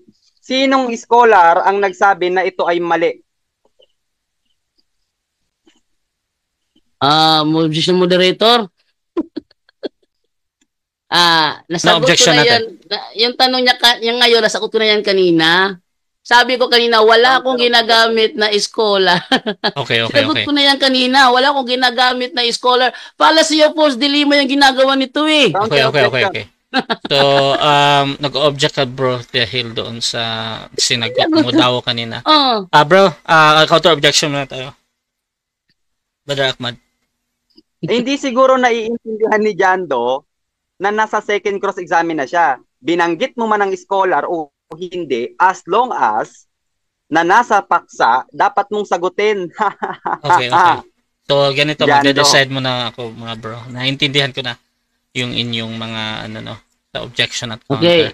Dito bro, Jando, ang hinahanap lang naman ni Brother Ahmad yung sino o yung pangalan. However, ikaw naman yung magsasagot dito. Kung sasagot ka ng 20 seconds bro, pwede kang 20 seconds sasagutin ko bro. 20 seconds. So ganito, maghintay ka lang Brother Ahmad ha. Kung meron ba siyang babanggit. Proceed ka bro, Jando, 20 seconds bro. Sino daw bro? Gagamitin ko ang 20 seconds bilang ulit sa sagot ko kanina na wala akong ginamit na scholar. Ang patunay ko lang na kapag ang tao na cremate, hindi nagiging clay. Nagiging alabok ng lupa. Wala akong nakitang na-cremate. Pagkatapos ng cremation, naging clay siya. Wala. Next question. Okay. Next question ko. Okay. Doon sa chapter 37, verse 11, at saka doon sa chapter 15, verse 26, na sinasabi mo na magkakontrahan, okay, napag-aralan mo ba talaga yan? Yes. Ang tanong ko, Mr. Yes, napag-aralan ko dahil pag i-cremate ang tao, Okay. hindi talaga nagiging clay, kundi nagiging alabok ng lupa. Next question. Okay. Next question ko, Mr. Moderator. Uulitin ko. Yung chapter 37 verse 11, pinag-aralan mo ba ng mabuti at masinsinan? Yes or no? Yes, pinag-aralan ko nga. Katunayan, pag na-cremate yung tao, hindi nga nagiging clay pagkatapos, kundi naging alabok ng lupa. Yung sinasabi sa Quran niyo, mali yan. Next question. Okay. Dahil sa pinag-aralan niya raw ito ng mabuti at masinsinan, okay. Ang tanong ko, Mr. Moderator, ito ha, pinag-aralan niya raw ng mabuti, uulitin ko, pinag-aralan niya ng mabuti at masinsinan. Ibig sabihin, sa bawat aspeto neto, saan man nating anggulo tignan, ay talagang pinag-aralan niya at alam niya. Okay. Next, ang tanong ko. Ang ginamit dito ay salitang tin sa Arabic. Ang tanong ko, ano ang salin o ano ang kahulugan ng tin? Kasi pinag-aralan niya raw ito ng mabuti, Mr. Moderator. Okay. Proceed. Sinagot mo na yan kanina, clay. At yan ay mali. Kasi pag na-cremate yung tao, hindi nagiging clay. Nagiging alabok ng lupa. Next question. Next question. Okay. Sabi niya raw, hindi daw clay. Ang binanggit dito sa kanilang Biblia, sa CCB, kasi ang batayan niya, kapag sinunog daw, hindi nagiging clay. Ang problema, dito, Mr. Moderator, dito ko kukunin yung tanong ko ha. Ang Sige. sabi dito, sa Genesis chapter 2, verse 7, ang tao daw ay ginawa sa clay. Sa pamamagitan ng clay. Ito, Then Yahweh, God formed man, dust ground from the clay, and breathed. Ang tanong ko, yung clay na binabanggit dito, mali din ba dahil kapag sinusunog ang tao, hindi nagiging clay at ang binabanggit sa Biblia ay clay? Mali din ba? Okay. Mali ang pagkakasalin. Bakit? Sa original niyan, ang nakalagay dyan, apar, means dust. Dust originally. Diba? O, dust. Kaya ang tao pag, from dust to dust, no? Ang dust, pag binasa mo, doon naman nagiging putik. Doon naman nagiging putik, ano? Ang putik Next naman, question. mud. Oh. Next question. Sabi niya, maling salin daw. So, maling salin itong Objection, CCB. moderator. Objection, moderator. Objection. Wala akong sinabi na maling salin ang CCB. Ang pagkakasabi lang na clay, yun ay mali. Kasi sa original, Okay. it's dust. Okay, okay. Dust ang sa original. Wala akong sinabi na ang buong CCB maling salin. Wala Okay, akong okay, sinabi okay. gano'n. Okay na. So, ganito, nag-object ka, bro, dahil doon sa premise, no? Brother Ahmad, meron ka bang counter-objection doon or magre-rephrase ka ng tanong? Mag-ano na lang ako. Next question ako, Mr. Okay. Moderator. Proceed, bro. 37 seconds lang to, bro. Okay, wait lang ha. Hmm. Ilang minuto na lang, Mr. Moderator. Hindi na rin siguro aabot. Ano ko na, Mr. Moderator. Okay, so dyan nagtatapos mga kapatid ang second cross ng ating negative at dako tayo sa rebuttal din ng ating negative mga kapatid at bibigyan ko siya ng 10 minutes. Proceed ka, bro. Wait lang ha.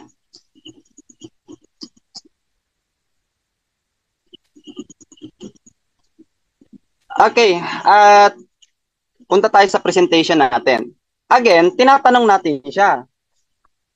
Wala siyang patunay na ang Quran ay mali mula sa mga outside source. Wala siyang maipakita na nagsasabing ang Quran ay mali. Lahat ng binabanggit niya ay pag-aakala niya lamang na mali. Pag-aakala niya lang na mali. Bibigyan ko kayo ng mga kamalian. Ganito ang tunay na kamalian. Papakita ko sa inyo mula sa CCB, sabi niya hindi naman daw tumaling CCB. Ganito yung mali, papakita ko sa inyo. Okay. Sa Luke chapter 22, yung verse daw dito, some of the ancient manuscript of the gospel do not have verse 34 and 44. Objection, moderator. Okay. Objection, moderator. So ngayon, Objection.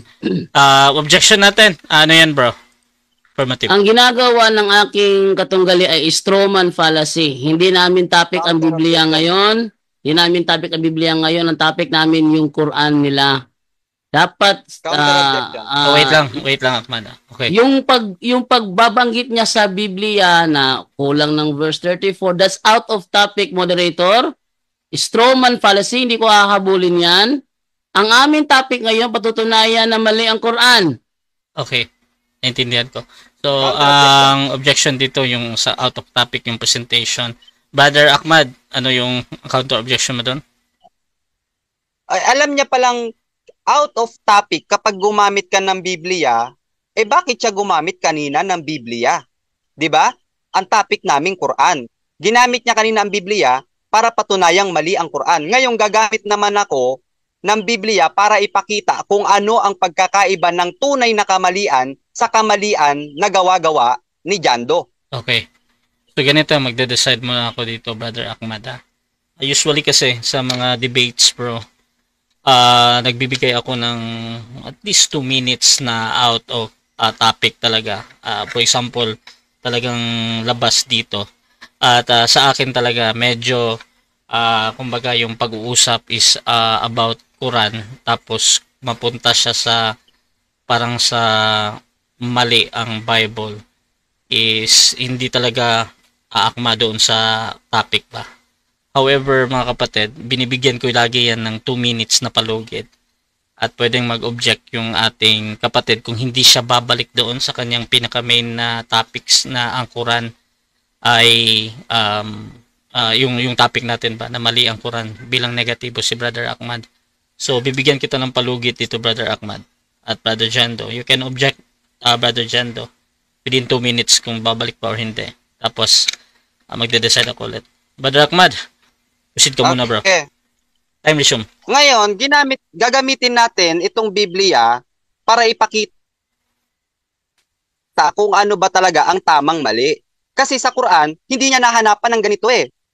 Pinapatunayan niyang ang Quran ay mali, hindi batay sa mga ganitong pamamaraan. Hindi batay sa scholar, hindi batay sa standard reference. Pinamamalian niya ang Quran batay sa kanyang sariling sa pantaha. Ngayon, ipapakita ko sa inyo papaano ba gumamit ng pagpapakita ng talagang kamalian. Bibigyan ko kayo ng example dito sa Luke chapter 22. Ang sabi dito, some of the ancient manuscript of the gospel do not have verse 43 and 44. Probably they were taken out because many people were scandalized by this weakness of Christ. Objection, moderator. So, Time stop napakalinaw, na. Mr. Moderator. Time stop na, time stop na. Objection tayo, Brother Jando. Ano yan? Pinakinggan ko yung mga binabasa niya, walang kinalaman yun sa mali ang Quran. Gumamit ako ng Biblia kanina para ipakita na mali ang Quran, may kinalaman sa mali ang Quran, yung paggamit kanina, halimbawa, sinasabi sa kanyang, sa halimbawa lang ito sinasabi Okay. sa kanila na hindi na patay. Yung tinatawag daw na hindi na patay. Pero yung binabasa ko naman napatay. So may ano siya. Kinapatutunayan kung mali ang Quran sa umitan ng Biblia. Samantalang binabasa niya ngayon, walang kinalaman sa topic, moderator. Okay. Counter-objection. Counter objection, Brother Negative. Out of topic ka Hindi daw, niya bro. Yun yung pwedeng objection. gamitin na panukat ang Biblia para sabihing mali ang Quran. Kasi sabi niya kanina, ginamit niya ang Biblia para patunayang mali ang Quran. Ngayon, ginagamit ko naman ang Biblia para ipakita na hindi mo pwedeng gamitin ang Biblia para gawing mali ang Quran dahil ang Biblia mismo mali. Okay. Naintindihan ko na. So, ganito mga kapatid. Magde-decide ako mga kapatid. Iba yung decision ko dito kasi nakikita ko yung argument ng ating negative. Sinasabi niya na gumamit yung kabila kanina ng Bible. So, therefore, mali ang Quran. Tapos ngayon, ginagamit ni Brother Ahmad na ang Bible as sabi nga niya ay mali daw. Therefore, tutuloy yun sa pagiging negative niya ba. So, yan yung reason din. Tsaka nadinig ko din kanina, sabi niya na ganito yung dapat na pagmamali. So, ito mga kapatid, ipaparetain ko itong ganitong presentation. Proceed ka lang, Brother Ahmad. Ayun, salamat Mr. Moderator sa iyong pagiging tapat na pagiging moderator. Kasi kanina, ginamit niya ang Biblia para sabihing mali ang Quran. Ngayon, ipapakita ko sa inyong mga taong bayan na hindi niya pwedeng gamitin ang Biblia kasi Ang tanging naging batayan niya, tinanong ko siya, meron ka bang may papakitang scholar? Wala. Sabi niya nga, hindi naman ako gumagamit ng mga scholar. Ang ginamit niya lang para patunayan na mali ang Quran ay ang Biblia. Ngayon, pakikitaan ko kayo kung bakit hindi natin pwedeng gamiting batayan ang Biblia para sabihin mali ang Quran. Bakit? Kasi ang Biblia mismo mali. Ha? Mali mismo yung Biblia. Ito, napakalinaw. Ito sa chapter 8, ipapakita ko sa inyo. Sa chapter 8, verse 1, okay, hanggang 11, sabi dito, is not found in most ancient manuscript of John's Gospel. Oh, mali! Papaano mong gagamiting panukat yung mali para sabihin mong mali ang isang tama? Ha? Ang Quran ay walang kamalian. Napakalinaw ng sinabi ni Allah. John 2, sabi ng Allah, afala yatadabbaruna al-Quran. Hindi mo ba isinasaalang-alang ang Quran? Walau kana min indi ghairillah. Kung hindi ito nanggaling kay Allah, wala jadu fiha ikhtilafan katira. Makakatagpo kayo ng napakaraming kamalian. Hindi po nahanapan ni John 2 ng kamalian ang Quran. Bagkus ang ginawa ni John 2, para sabihin niyang mali ang Quran ay ang sarili niyang obserbasyon. Tinanong natin siya, may scholar ka? Wala. Napatunayan niya raw kasi pag nakikita niya raw ganito. So, nakabatay siya sa kung ano ang nakikita niya at hindi batay sa standard reference. Wala siyang scholar na naipakita. Ano pa? Ginamit niya ang Biblia para patunayang mali ang Quran. Bakit ka gagamit ng mali para patunayan na mali ang isang bagay? Jando, sa'yo lang ako nakakita ng ruler na sira at gagamitin mong panukat. Sa'yo lang ako nakakita na yung metro na sira, gagamitin mo para sukatin yung haba ng isang bagay. Bakit mo gagamitin ang Biblia? Bakit mo gagamitin ang Biblia para sabihin mali ang Quran? Mismong Biblia nyo, mismong scholar nyo dyan doon, nagsasabing ang Biblia ay napakaraming kamalian. O ngayon, bigo po ang ating kapatid Bigo siya na pamalian ang Quran. O ulitin ko tinanong natin siya kanina, Jando, may maipapakita ka bang scholar, meaning to say, standard reference, mga kapatid, na nagsasabing mali yung mga talatang pinagbabasa mo? Wala. Ipinaliwanag na natin. Yung sa chapter 37 verse 11 at saka yung chapter 15 verse 26, parehas po ang ginamit doon. Parehas po yun, hindi po yung kontrahan. Kaya nga hinahanapan natin siya ng standard reference na nagsasabing ito ay kontrahan. Wala. Tayo, dami nating nabasa Gibain mo to. Huwag mo itong gagamitin ng Biblia para sabihing mali ang Quran. Or else, kailangan mo munang patunayan na tama ang Biblia at pag napatunayan mong tama ang Biblia, saka mo siya gamiting panukat para sabihing mali ang Quran. Kasi ako kaya kong gamitin ang Quran para patunayang mali ang Biblia. Bakit? Kasi ang Quran walang kamalian Bigo ka nga ngayong gabi Bigo ka ngayong gabi na patunayan na ang Quran ay may kamalian.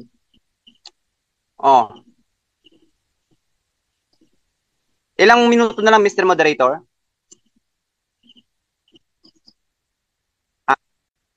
Ilan? Okay. Ngayon, ano pa ba? Wala naman kasi akong hahabulin sa kanyang latag Wala akong nakikitang kamalian doon. Wala akong nakikitang dapat habulin doon kasi hindi siya gumamit ng standard reference Hindi natin pwedeng gawing batayan si Jando. Jando, sino ka ba? Para sabihing mali ang Quran, sino ka? Scholar ka ba? Hindi. Hindi mo nga naiintindihan ng Arabic Tatakbo siya sa objection, Mr. Moderator, napag-usapan namin. Ang napag-usapan natin para alam ng taong bayan, ang napag-usapan natin, hindi kita pababasahin ng Arabic. Yan ang napagkasunduan natin sa debate. Sabi niya kanina, pinag-aralan kong mabuti yan. Pinag-aralan ko yan ng masinsinan. Eh kung pinag-aralan mo to ng masinsinan, alam mo ba kung anong mga kataga ng Arabic ang ginamit dito? Hindi. Hindi mo to pinag-aralan ng masinsinan, kaya nasabi mong kontradiksyon. Kasi kung pinag-aralan mo ito ng masinsinan, Jando, kung talagang sinaliksik mo ito ng masinsinan, inalam mo ng mas malalim, hindi ka magkukonclude na ito'y mali at ang conclusion mo ay batay lamang sa sarili mong sapantaha. Ha? Batay lamang sa sarili mong sapantaha. Eh according sa Time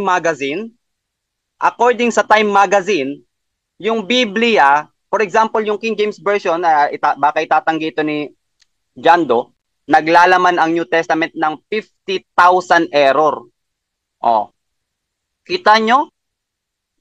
Yun ang mali. Bakit meron akong batayan? Kaya nga, sa susunod, Jando, huwag mong gagamitin itong mali para sukatin ng isang bagay. Mali nga eh. For example, bumili ka ng 1 kilong manok doon sa palengke.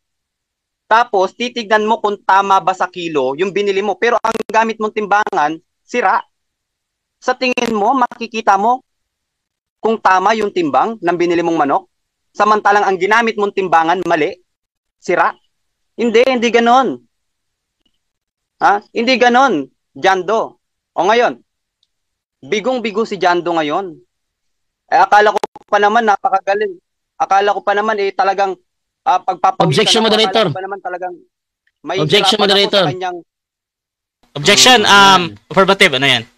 Hindi nakapagpigil aking kalaban, nag-ad hominem na kaagad. Okay. Hindi ako nag-ad hom sa iyo, bro. Huwag ka mag-ad hom sa akin. Okay, gusto ko lang i-confirm. Counter objection, Mr. Moderator. Wait lang, Ahmad. Gusto ko lang i-confirm yung word na ad hom. Anong sinabi, Brother Janto? Kung i-replay natin, moderator, baka sabi niya ngayon na hindi daw siya pinagpawisan, sayang daw yung yung mga attack yun sa akin, moderator, at I considered it as ad hominem. Okay. Naintindihan ko. Direct sa akin yun. Direct sa akin, hindi sa topic yun, sa akin, direct sa akin yun. Yes, naintindihan ko. Brother Ahmad, meron ka bang counter objection? Ad hominem. Mr. Moderator. Nakikita niya, binabantayan niya kung ano yung ginagawa ko. Siya kanina, Mr. Moderator, habang nagpipresent ako, habang sumasagot ako, pinagtatawanan niya yung sagot ko. Jando, wag mong gawin sa kapwa mo ang ayaw mong gawin sa'yo. Okay. Dito ka sa moderator, bro, ha? Huwag yung mag-usap. So, ganito, mga kapatid, ha? Doon sa mga salita, actually, nakikinig din ako. Usually talaga, napaka-pariko pa sa mga words, mga kapatid. However, kinukonsider ko lagi, syempre yung mga ka-debate, mga kapatid, na kung nakaka-offend yung sa kabilang panig, ay suggest na wag banggitin to be more, kumbaga, peaceful yung debate natin ba, Brother Ahmad. And I hope you consider this, bro. Pero tuloy-tuloy ka pa din, Brother Ahmad. Na lang, bro, minimize yung mga ganun. 49 minutes na to, Brother Ahmad. Proceed ka lang, bro. Okay. So, inaasahan natin na talagang pinag-aralan ni Brother Jando yung kanyang ipipresent. Kaya lang, ang nangyari, hindi niya naman pinatunayan na mali ang Quran. Kung pinatunayan niya man, sabi ng Biblia. O ngayon, tingnan nyo sa Genesis, sinabi niya kayo na alabok ng lupa. Tingnan nyo ipapakita ko sa inyo. Sa Genesis chapter 2 verse 7, wala pong binanggit dyan na alabok ng lupa. Nilikha ng Diyos ang tao mula sa alabok. May lupa ba? Wala. O ngayon, alin ang totoo? Yung Biblia ang gamit mo, Jando? O itong Biblia ang hawak ko? O yan ang kontrahan. Yan ang malinaw na kontrahan, Jando. Okay, so dyan nagtatapos, mga kapatid, ang rebuttal ng ating negative. At syempre, tako tayo sa 7 minutes na second cross ng ating affirmative. Brother Jando ng Roman Catholic Church, your time start now. Saan natatagpuan ang alabok, bro? Sa lupa o sa tubig? Sa lupa, Mr. Moderator. Okay, dahil sangayon ka ng alabok ay sa lupa, sangayon ka ng alabok galing sa lupa, yes or no? Ay, sangayon ako, Mr. Moderator. Pero ang tinututulan natin, yung salitang alabok ng lupa. Dahil dito sa Biblia ang binasa ko, walang nakalagay na alabok ng lupa. Ang nakalagay dito, clay. Sa English, ito, sa CCB. Ha? Clay.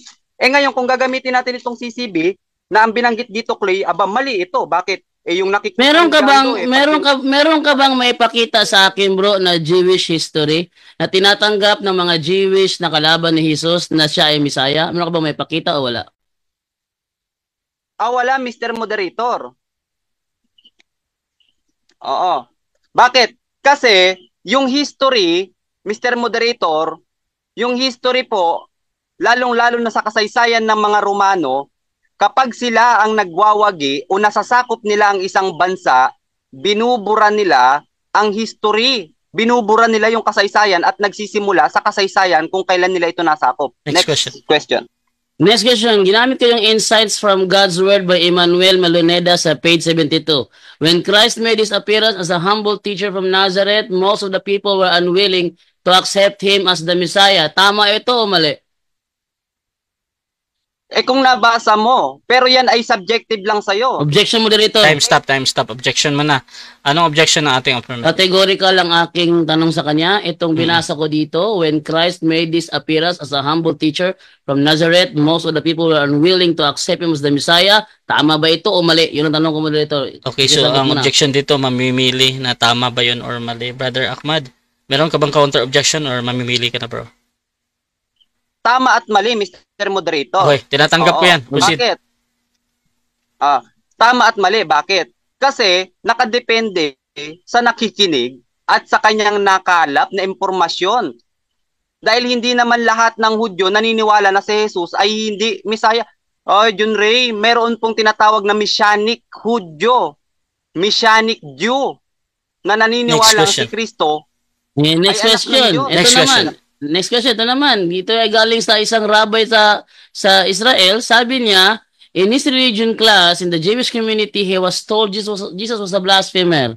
Since being a man, he considered himself as God. That is why we had been condemned to death. We condemned him to death on the cross. Tama ba ito o mali? Tama at mali nga, Mr. Moderator. Yung history, Mr. Moderator, tama at mali. Bakit? Kasi nga, nakadepende yan sa kung saan at kung sino yung nagsulat at kung saan niya kinuha yung kanyang reference. For example, dito sa Pilipinas, ang sabi na yung Pilipinas daw na-discover ni Magellan. Totoo bang na-discover niya? Hindi. Okay. Bakit? Kasi meron Next question. Sabi dito, pinapatay ng mga Hudyo si Jesus dahil siya ay nagpapaka-Diyos. Tama to o mali?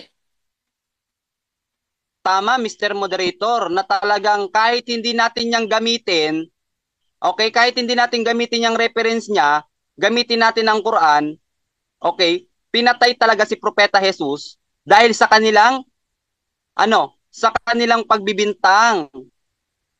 Kahit hindi natin yung gamitin hindi naman natin kailangan yan para patunayan kung bakit siya pinatay. Next question. Next question. So tinatanggap mo na si Jesus talaga ay pinatay, yes or no? Batay yan sa inyong kasulatan at batay Objection, sa moderator. Time stop. Objection. Time stop na. Kakasagot lang niya ngayon sa Quran. Tinanong ko siya sa Quran Sa Quran tatanong, sabi niya kasi talaga pinapatay. So tanong ko sa pinaamin ba niya talaga pinapatay si Jesus? Yes or no? Okay, yun sa yes or no ito. Yes, Mr. Moderator. Proceed. Magkaiba yung salitang pinapatay at napatay. Diyan do, basic Tagalog. Magkaiba yung salitang pinapatay at pinatay. Napatay. Magkaiba yon. Next question. Next question. Ito sinasabi dito, that is why he had been condemned to death on the cross. Napatay to, hindi napatay. Ay, dyan sa inyong napatay dyan, di ba? Bakit? Kasi nga, ang pinagbatayan nyo yan, okay? Pero sa Quran, ito yung batayan namin. Ang batayan namin, ang Quran. At ito nga yung topic natin para masabi mong mali ang Quran, patunayan mong mali. Next question. Okay. Dahil sabi mo dito ay napatay, that is why he had been condemned to death on the cross. Sabi mo sa referensya, hindi Bible to, referensya ito. Sa referensyang sinulat ng mismong Jewish scholar na si Israel Zolli, napatay si Jesus talaga, napatay. Samantalang ang Quran nagsasabi na hindi napatay. Sangayon ka ba na ang history ng Jewish scholar mismo kontra sa sinasabi sa Quran. Yes or no? No, Mr. Moderator. Dahil kung gagamit tayo ng reference na ganyan, meron din naman, Mr. Moderator, kagaya ng ginagamit ng mga atheists na si Jesus hindi talaga nag-exist. So tatanggapin mo rin ba yon na talagang si Jesus hindi siya nag-exist? Next question. Next question. Last question. Meron ka bang maipakita sa aking Jewish scholar na nagsabi hindi napatay si Jesus? Okay, Mr. Moderator, ito yung sagot ko. Wala akong may papakita sa kanya dahil ang pinaniniwalaan namin at sinagot ko na kanina na ang history, okay, basically, ang ginagawa, kung sino yung nakakasakop ng bansa, binubura nila yung kasaysayan ng lugar na yon. For example na lang, hindi natin maaasahan yung history. For example, dito sa Pilipinas, sabi nila, Next ang question. Pilipinas daw na Next question. sa textbook natin yan. Dito sa Quran 19:27 to 28, sinasabing si Santa Maria ay sister of Aaron.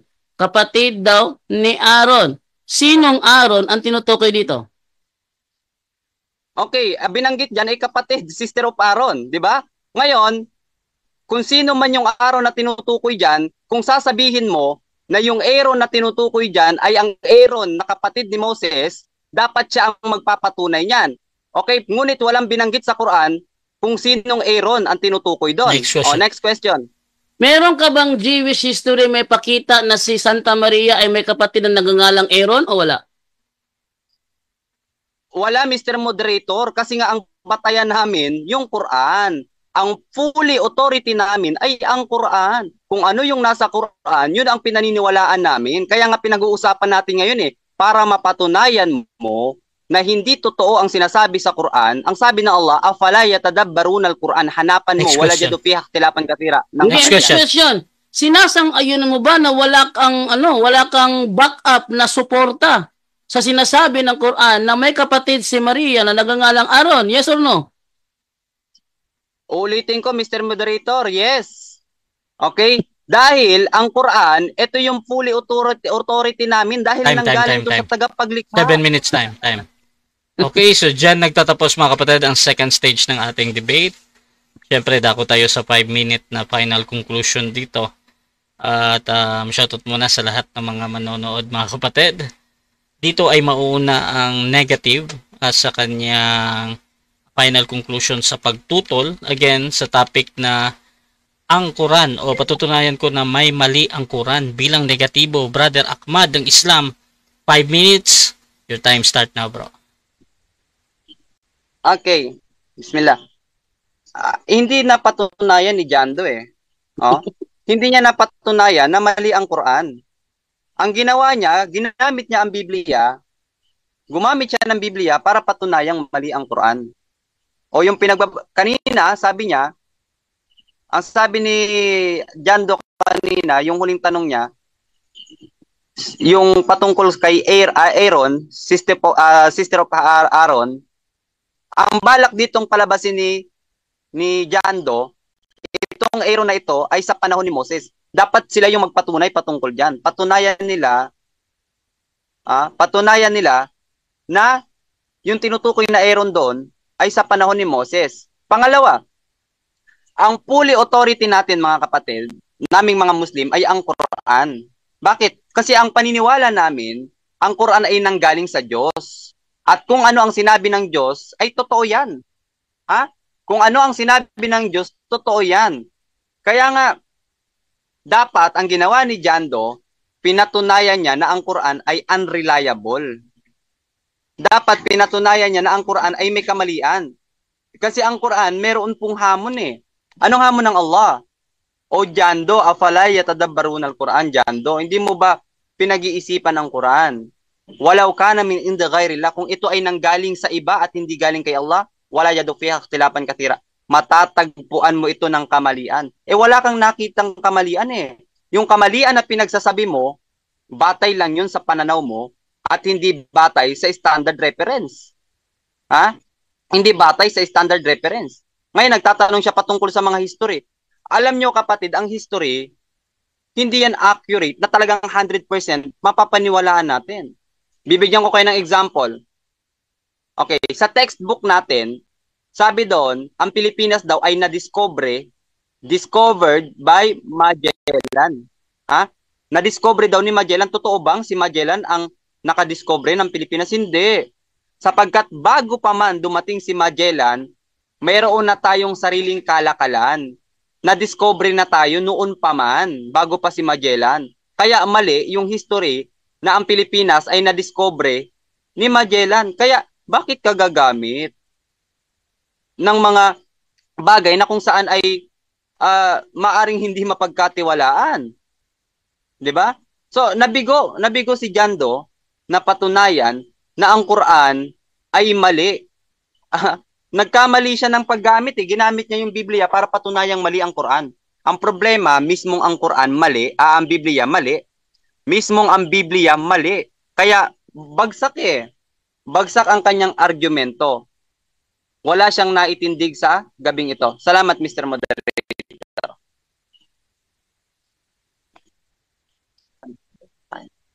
Okay na yan. Okay, so dyan nagtatapos mga kapatid ang final conclusion ng ating negative. At dako tayo sa final conclusion din ng ating affirmative sa kanyang pinatutunayan na may mali ang Quran. Brother Jando ng Catholic, your time start now, bro. Okay, kanina ko pa sinasabi sa kanya, ayaw niya tanggapin eh. Kasi yung mga tanong niya sa akin, malayo sa mga sinasabi ko. Standard reference daw. Standard reference to, hindi naman sa amin to eh. Ito ay isang Jewish scholar na si Israel Zolli. Nagpapatunay siya na si Kristo talaga pinatay. Oh? In his religion class, in the Jewish community, he was told Jesus was a blasphemer. Since being a man, he considered himself God. That is why he had been condemned to death on the cross. Hindi amin yan. Dumer, hindi amin yan. Standard reference yan, hindi amin yan. Ha? Jewish scholar yan. Oh, katunayan, binakapan ko pa ng Roman historian. Oh, ang Roman historian si Cornelius Tacitus, hindi amin yan. Standard reference yan. Sabi ni Tacitus sa kanyang Annals 1544. Consequently, to get rid of the report, Nero fastened the guilt and inflicted the most exquisite tortures on a class hated for their abominations, called Christians by the populace. Christus, from whom the name had its origin, suffered the extreme penalty during the reign of Tiberius at the hands of one of our procurators, Pontius Pilatus. Sabi niya, ang ginagamit ko lang daw Biblia. Biblia lang. Ginagamit ko standard reference din. Oh, ibig sabihin, ang Biblia at ang standard reference magkatugma. Tingnan mo, napunta siya kay Magellan, layo naman na tinakbo mo. Napunta sa atheist, layo naman na tinakbo mo. No? Pag siya gumamit ng referensya, ang layo na tinatakbo. O etong sa akin, hindi na malayo sa akin eh. Tinan nyo ha, inaamin. Talagang pinatay si Jesus. Oh, ayan do. He has been condemned to death on the cross. Standard reference yan. At ano pa? Ano pang sinasabi mali sa Quran?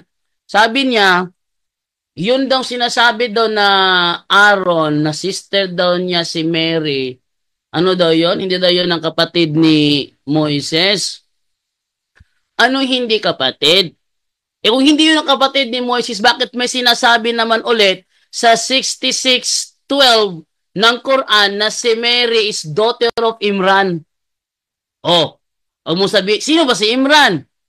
Tingnan nyo ha, sino si Imran? At ipakita kung sino tong si Imran. Ito si Imran, siya ay ang father of Moses, no? At ipakita yung ating na search dito. Si Imran ay father of Moses. Ito, pakita ko sa inyo. Ayan, no? Amram. In the Bible, Moses' father, Amram, does not speak. He is mentioned as a second generation Levite, the son of Kohath and father of Moses. Father of Moses. Ninyo? Father of Moses.